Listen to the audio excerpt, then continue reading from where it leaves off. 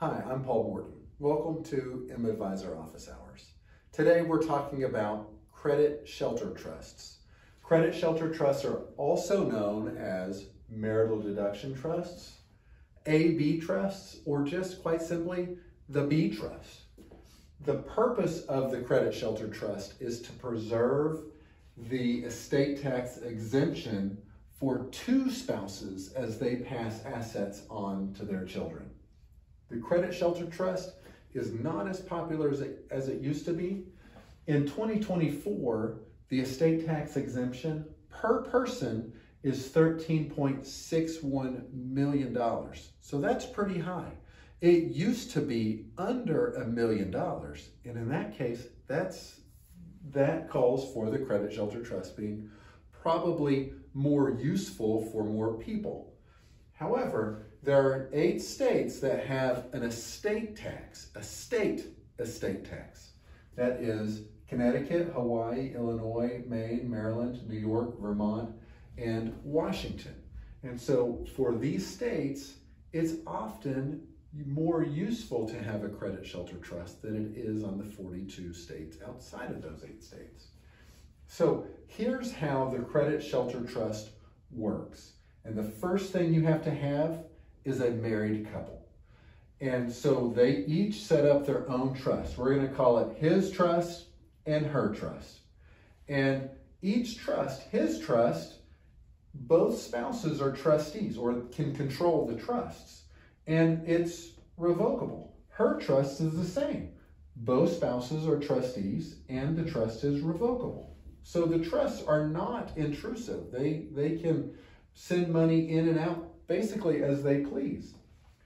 But upon the first death, and we're going to say he dies first, statistically speaking, I think that's accurate. So his trust is going to get split into 2 trusts. And typically, whenever there's a change of ownership, such as a death, then the trust becomes irrevocable. If you have a revocable trust and the trustee or the grantor, the creator dies, then typically that trust will become irrevocable. And so it will be split into 2 trusts. And this is where the A-B trust name comes into play. So the B trust or the marital trust, it gets funded with, in 2024, it would be the $13.61 million. It gets funded with his estate tax exemption. And then for the purpose of saving it until she passes away, and then that estate tax exemption would be passed on to the kids. And so this is an irrevocable trust. She doesn't own it, so it's not inside of her estate, this $13 million. So then anything that grows with that $13 million also gets passed to the kids without estate tax. But then whatever's left over, if anything, goes to the family trust. And the family trust is intended to provide her with some income. And so she can use the HIMSS provision. That stands for Health, Education, Maintenance, and Support. And so she can take somewhere around 6% of the trust each year, and she has access to the trust for the purposes of health, education, maintenance, and support. Plus, her trust, she hasn't died yet, so she still has her trust, all the assets and income inside of that trust to live on. And so between the family trust and her trust, that's what she has to live on. Again, if there's anything left over that didn't get put into the marital trust.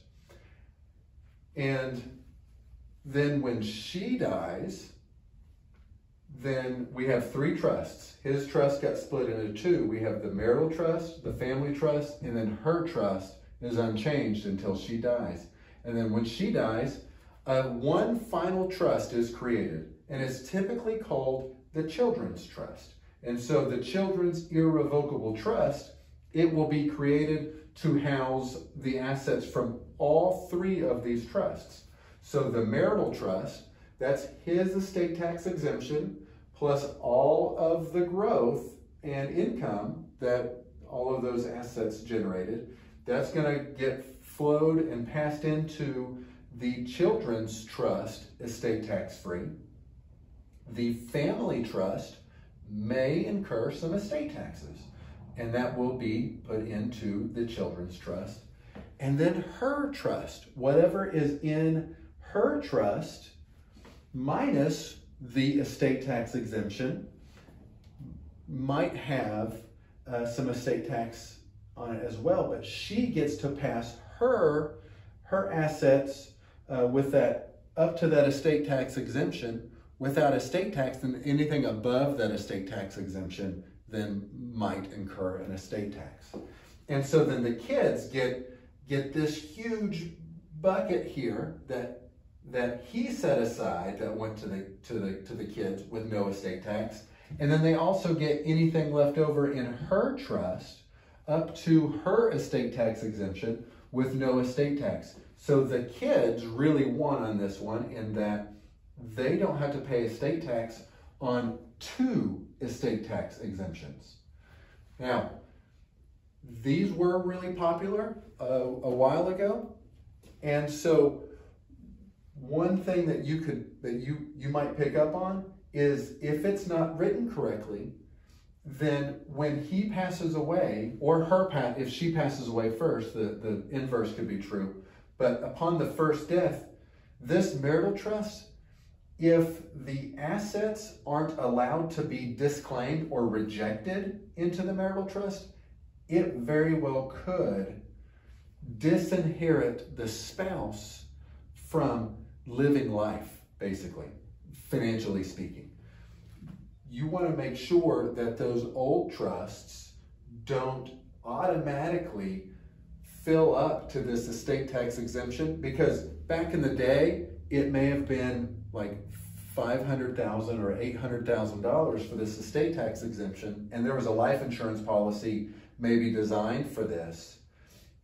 But then the estate tax exemption blew up, and now it's $13 million plus, so there may not be anything left over for her to live on. So you want to make sure that whatever goes into this trust can be disclaimed so that it can be utilized by the surviving spouse. And then ultimately the whole purpose of this is to take care of the kids. Now in today's world, typically for much larger estates than the average American estate. But in short and in summary, that is how a credit shelter trust works. Thank you.